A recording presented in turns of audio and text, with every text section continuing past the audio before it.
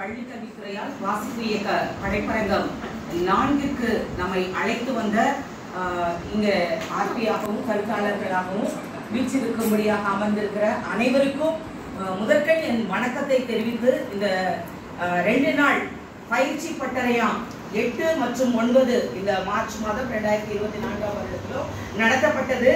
இந்த பணிமனையில முதலாவதாக நான் 99ல இருந்து பாத்தீங்கன்னா ஒரு மாநில கழுத்தாளராக அந்த மாதிரி ஏபிஎல்ல இருந்து இருந்திருக்கேன். இது வாசிப்பு அப்படின்றதுல ஒரு பிரேக் த்ரோன்னு சொல்லலாம். எப்படின்னா இதுவரைக்கும் எந்த ஒரு பயிற்சியுமே நாங்க ஐச்சிகே அவங்க கருத்தாளர்களாக வாலண்டியர் டீச்சர்ஸையோ அது இல்லாத மாணவர்களை ஆசிரியர்களாக இப்படி ஒரு பயிற்சி பணிமனையை நடத்தியது இதுதான் எஜுகேஷன்ல சரித்திர ரெக்கார்ட். அதற்காக நாங்க நல்ல இருதயபூர்வமாக ஆசிரியர் சார்பாக கருத்தாளர்கள் சார்பாக நன்றியை தெரிவித்துக் கொள்கிறோம். இந்த 2 நாட்கள்ல முதலாவது துவக்கமாக அதுக்கு ஒரு ஸ்பார்க் போல முதலாவது அந்த நேம் லிஸ்ட் வர்றதுக்குள்ளேயே அருமையான தோழர் சகோதரர் எழுத்தாளர் முத்துக்கண்ணன் அவங்க தொலைபேசியில தொடர்பு கொண்டு அந்த உடனே ஒரு கதை ப்ரிப்பேர் பண்ணி எனக்கு போடுங்க அப்படின்னாங்க. இதுவரைக்கும் யாருமே அப்படி சொன்னது கிடையாது. முன்னொரு நாள் வரும், நாங்க கிளம்பி போவோம், இப்படிதான் இருந்தது. அத வித்தியாசமா என்ன பண்ணாங்க, உடனே நான் ஆஃப்டர்நூன் லஞ்ச் டைம்ல ஒரு கூகுள் மீட் ஒன்று நான் பண்றேன், 7 பேர் யார் யார் இருக்கிறாங்களோ அவங்க மட்டும் ஒரு டிஸ்ட்ரிக்ட்டுக்கு ஒருத்தரக்கா செலக்ட் பண்ணியிருக்கிறேன் அப்படின்னு அந்த ஆரம்பம் எந்த ஒண்ணுமே ஆரம்பம் அற்பமா இருந்தாலும் முடிவு சம்பூர்ணமா இருக்கும்னு சொல்லுவாங்க. அந்த துவக்கம் எப்படிப்பட்டதோ தெரியாது. இந்த மாதிரி ஒரு ரிவைவல் ஆரம்பத்திலே நான் அதோட எனக்கு ஒரு இதை ஏற்றின ஸ்பார்க் போல இப்படி இருக்கணும் அப்படின்னு சொல்லி அதற்கு தொடர்ச்சியாக தூண்டுகோளாக முத்துக்குமாரி மேம் தொடர்ந்து அவங்க அந்த கூகுள் இணைப்புல வந்தாங்க. இன்னும் எங்களுக்கு ஊக்குவிக்கக்கூடியதாக அந்த பதிவுகள்லாம் இருந்தது. உடனே நான் என்ன பண்ணேன், முதல் நாள் என்னுடைய பதிவை கதையை எழுதி சார்க்கு பண்ணேன். குழு உடனே வாட்ஸ்அப் குரூப்ல இணைச்சு அதை தகவலை பதிவு செய்து அதற்குரிய எப்படி இருக்கணும். நான் நீதி கதைகளை போல நான் எழுதினேன். எனக்கு வாசிப்பு இயக்கம் தெரியும், அந்த கதைகளை நான் புரட்டலை உண்மையாகவே அதுல என்ன இருக்குன்னு தெரியாது. ஸோ இப்படி நீதி இல்லாம நீதிகள் அப்படின்ற மாதிரி இல்லாம மாரல் ஸ்டோரியா இருக்கக்கூடாது, குழந்தைகளை ஃபன் ஸ்டோரியா இருக்கணும் அப்படின்ற கருத்தை பதிவு பண்ணாங்க. பதிவு பண்ணிட்டு இந்த இது ஆரம்பிக்கிறதுக்கு முன்னாடி முதல் நாள் இங்க வர்றதுக்கு முன்னாடி உங்க சென்னை டிஸ்ட்ரிக்ட்ல உங்க டீச்சர்ஸ் இல்ல ஸ்டூடெண்ட்ஸ் அந்த மாதிரி ஸ்டோரிஸ் கலெக்ட் பண்ணிட்டு வாங்க. நான் கேட்டேன், நீங்க ஸ்டோரிஸ் சொல்லி கொடுப்பீங்களா? நான் தான் கேட்டேன். சார் கூட கேட்டாங்க, யார் என்ன கேட்டது? இல்ல நீங்க தான் எழுத போறீங்க, நான் சொல்ல போறேன் அப்படின்னாங்க. சரி, அப்படி அதுக்கேற்ற மாதிரி என்னை தகுதிப்படுத்தணும். மாணவர்கள் கிட்ட என்கிட்ட 57 குழந்தைகள் 5ஆம் வகுப்புல ஒரு செக்ஷன்ல இருக்கிறாங்க. 5ஆம் வகுப்புல கிடையாது. அந்த 57 மாணவர்களுக்கு ஒரு 2 மணி நேரம் தான் நான் நேரம் கொடுத்தேன். ஆரம்பம் எது, துவக்கம் எது, முடிவு எது எதுவும் தெரியாது. அந்த குழந்தைங்களுக்கு சொல்லல. ஒரு ஐஐடி சைல்ட் போல ஒரு முதுகெல்லாம் அந்த மாதிரி அந்த குழந்தை 7 பக்கம் எழுதிருந்தான். ஒரு 5ஆம் வகுப்பு மாணவன், அவனுக்கு என்னன்னே தெரியாது. அது போல ஒரு 20-30 குழந்தைகள் கதைகளை எழுதி கொடுத்தாங்க. நான் நம்ம கருத்தாளர்கிட்ட அதை கூட நான் கொடுத்துருக்கிறேன். இங்க காலையில வந்த உடனே ஏபிஓ சார் துவக்கமாக அவங்க ரொம்ப கண்டிப்பானவங்க. ஆனா அவங்களுக்கு வேலை எப்படி செய்யறவங்க தெரியும், அவங்களுக்கு ரொம்ப பிடிக்கும். வேலையெல்லாம் கரெக்டா பண்ணோம்னா ரொம்ப பிடிக்கும். ஆரம்பத்துல அவங்க எல்லாருக்கும் முன்னாடியே வந்துருவாங்க. அது அவங்களுடைய பங்க்சுவல். அவங்களை சொல்லணும் அப்படின்னா அது எங்களுக்கு கிடைச்ச கிஃப்ட்னு தான் சொல்லுவோம் நாங்க ஏபிஓ சாரை. அது மற்றவங்களுக்கு பார்க்கும்போது அது எப்படி இருக்குதோ அதுக்கு மேல மேம் எங்களுக்கு டிசி மேம் அதை விட கிஃப்டட், ரொம்ப சாஃப்ட், சைலண்ட், எந்த ஒரு டென்ஷனுமே இல்லாம எங்களை எல்லா ஒழுங்குகளையும் பண்ணி கொடுத்துருந்தாங்க. அது மாத்திரம் இல்ல, ஹைலைட்டா ஒரு தன்னைத்தான ஒரு டிஸ்ட்ரிக்ட்டுக்கு ஒரு கோஆர்டினேட்டரா இருந்தும் கூட தன்னை இதுவரைக்கும் அப்படி காட்டிக்காதபடிக்கு அவர் ஒரு ஆசிரியர்களுக்கு மாணவர்களுக்கு முன்பாக தன்னுடைய கதைகளை அனுபவத்துல தன்னுடைய பள்ளி பருவம் எல்லாத்தையும் சொல்லி அந்த மோட்டிவேட் பண்ணது ஒவ்வொருவருடைய இருதயத்துல நல்ல நிலத்துல பதிக்கப்பட்ட விதைகளாக இன்னைக்கு இருக்கு.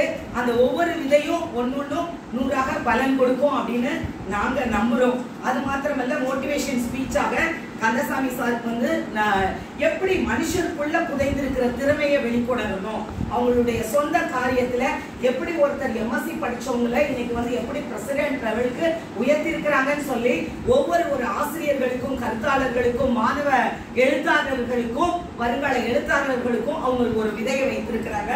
அது மாத்திரமல்ல பிரியசகி மேம் வந்தாங்க, 6 பொருட்களை வைங்கன்னு சொன்னாங்க.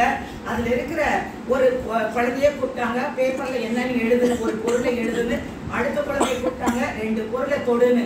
எந்த குழந்தை அந்த பேரை எழுதுனதோ அந்த பேப்பரை மடிச்சு அந்த குழந்தை கிட்ட கொடுத்தாங்க. எந்த பொருள்னு பார்த்தாங்க.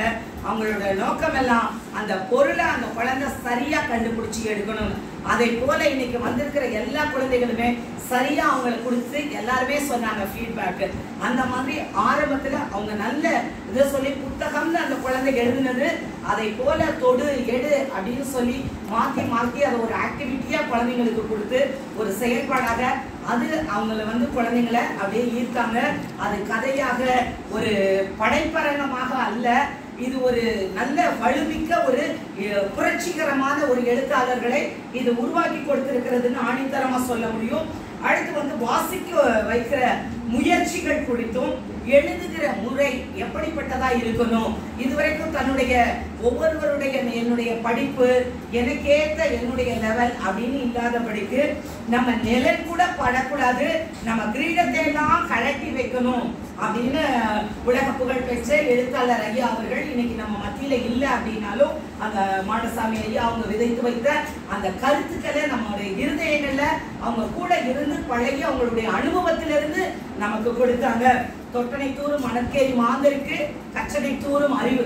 ஒரு இடத்துல தோண்ட தோண்ட தோண்ட நீர் எப்படி சுரக்குமோ அது போல இந்த 30 ஆசிரியர்களையும் கருத்தாளர்களையும் மாணவர்களுடைய இருதயத்திலையும் அந்த கதை உள்ள புதைந்து கிடக்கிற அந்த ஆழ்தத்துவ மனதில இருக்கிற அந்த ஆளுமைகளை வெளிக்கொணர்ந்த இந்த 2 நாள் பயிற்சி பட்டறையா இருந்தது. நான் காலையில கூட டிசி மேம் கேட்கும் போது நான் சொன்னேன், நான் அந்த 2 நாள் வந்து எங்களுக்கு போதுமானதா இல்லை. ஏன்னா வந்திருக்க லீடர்ஸ் அவங்களுடைய எக்ஸ்பீரியன்ஸ்ல இருந்து நாங்க அவங்க கிட்ட இருந்து அந்த கருத்துக்களை உள்வாங்கினால் எங்க கிட்ட இருக்கிற மாணவர்களை மாத்திரமல்ல நாங்க எங்க சுற்றி இருக்கிற போகிற சந்திக்கிற வருகிற இடங்கள்லையும் அது பகிர்ந்து கொள்ளுகிறதுக்கு ஏதுவா இருக்கும். இந்த வாசிப்புல ரீடிங்ல லேக்கிங் இல்லாம அதை ஃபீல் பண்றதுக்கு எங்களுக்கு ஏதுவா இருக்குன்ற கருத்தையும் நான் உங்ககிட்ட பதிவு பண்ணியிருக்கிறேன் தாழ்மையா. அடுத்ததாக இன்றைக்கு 2ஆம் நாளாக முதலாவது என்ன பண்ணாங்க, முதலாம் நாளில இப்படியாக ஆரம்பிக்கப்பட்டது. 2 ஆசிரியர்கள் 2 குழுக்களாக பிரிக்கப்பட்டாங்க. 2 ஆசிரியர்களும் 2 கருத்தாளர்களும் 2 குழுக்கு பொறுப்பெடுத்து கதைகள் எழுத சொன்னாங்க. என்னை பொறுத்த வரைக்கும் 11 வரைக்கும் எழுதுனேன். இது வரைக்கும் 6 முடிச்சு கொடுத்துருக்கேன் சார் கிட்ட. இன்னும் நிறைய பேர் கொடுத்துருக்குறீங்க. 11:30 மணிக்கெல்லாம் கூட போய் சார் ரூமை கட்டி எல்லாம் டிஸ்டர்ப் பண்ணுவோம் நாங்க. அப்பயும் அவங்க சொல்லல, டிஸ்டர்பா சொல்லல, 12 மணி வரைக்கும் கொடுங்கன்னு கூட வாங்கிக்கிட்டாங்க. அந்த நல்ல உள்ளத்துக்கு உண்மையாகவே நன்றிகள் பல உரித்தாகட்டும். அது மாத்திரமல்ல இன்றைக்கு காலையிலேயும் கூட நாங்க என்ன பண்ணோம், திரும்பவுமாய் இங்க கூடி வரும்படி இந்த 9ஆம் தேதியிலேயும் கூட ஃபீட்பேக் எப்படி இருந்ததுன்னு கேட்டுக்கிட்டாங்க. கேட்டுட்டு திரும்ப குழுக்களாக அமரப்பட்டது. அந்த அமர்வின் போதும் கூட எப்படியாக அந்த கதைகள் எப்படி நேற்றைய தினத்துல நடந்தது அதெல்லாம் நிகழ்வுகள் பதிவு செய்யப்பட்டது. பதிவு செய்யப்பட்ட கதைகளுக்கு பின்பாக பிரிண்ட் ஷீட்ல கொடுத்தாங்க. மொழி எப்படி இருக்கணும், இதுல மொழியாக்கத்துல வடமொழி சொற்களா ஆங்கில எழுத்து சொற்களா அதை இன கண்டுபிடித்து எதையெல்லாம் சேர்த்தல் எது நீக்குதல்னு நீங்களே கரெக்ஷன் சொல்லுங்க அப்படின்னு எங்ககிட்டயே கொடுத்து அதுக்கப்புறமா அவங்களுடைய கரெக்ஷனை சொல்லி அந்த மாதிரி எங்களுக்கு புரியும் விதத்துல எங்களுக்கு அதை பதிவு பண்ணி விளக்க உரை அளித்தாங்க. அது ரொம்ப உண்மையாகவே அருமையா இருந்தது. அந்த செஷன் முடிஞ்ச உடனே சங்கிலி கதை பகுதி என்று பிரியசகி மேம் அப்படி சொல்லணும் அப்படின்னு பார்த்தோம்னா சங்கிலி கதைக்கு ஆரம்பத்திலே இன்றைக்கு 9ஆம் தேதி காலையில எல்லாருக்கும் ஒரு உற்சாகமாக என்ன பண்ணினாங்க, நல்ல பெப்பட்டை கொண்டு வந்து நல்ல சிநேகிதன் ஒருத்தரை கொண்டு வந்து என்ன யார் அழகு அப்படின்ற ஒரு டைட்டில எப்படி சங்கிலி கதையில நிறமல்ல குணம்தான் அழகு ஒரு மனிதனுக்கு அப்படின்றத வந்து ரொம்ப பியூட்டியா அவங்க வந்து அந்த கருத்தை பதிவு செய்தாங்க.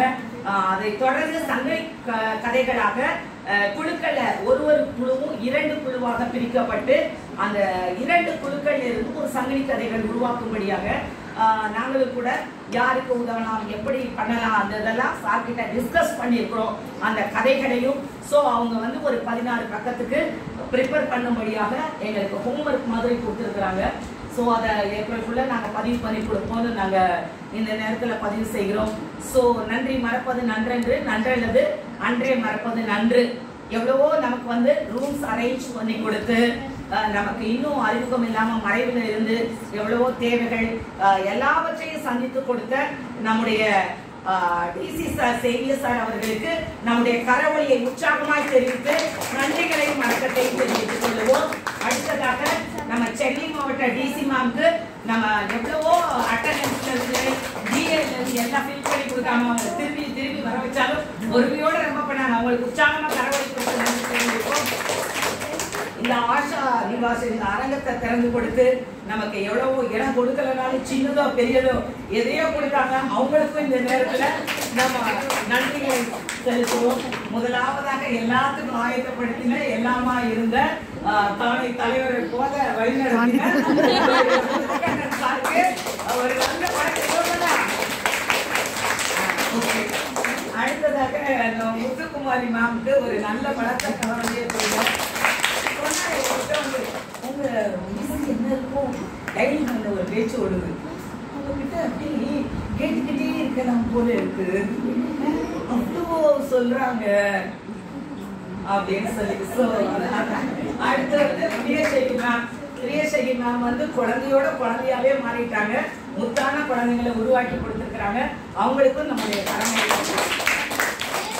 எல்லாத்தையும் நன்றி சொன்னதுக்கும் மேலாக நம்ம எல்லாவற்றையும் நம்ம வகுப்புல பாக்குற மாணவ செல்வங்களை இங்க வந்தவங்க அங்க போய் உருவாக்கி கொடுக்கறது தான் சென்னை மாநகராட்சிக்கு, ஏபிஓ சாருக்கு, நம்ம இடிசி சாருக்கு, டிசி மேம்க்கு, நம்ம முதுகண்ணன் சாருக்கு, மேம்க்கு எல்லாருக்குமே நம்ம பண்றதா இருக்கும். ஸோ தாண்டியா இந்த கருத்தை பதிவு செய்து நன்றி கூறி விடைபெறுகிறேன். நன்றி.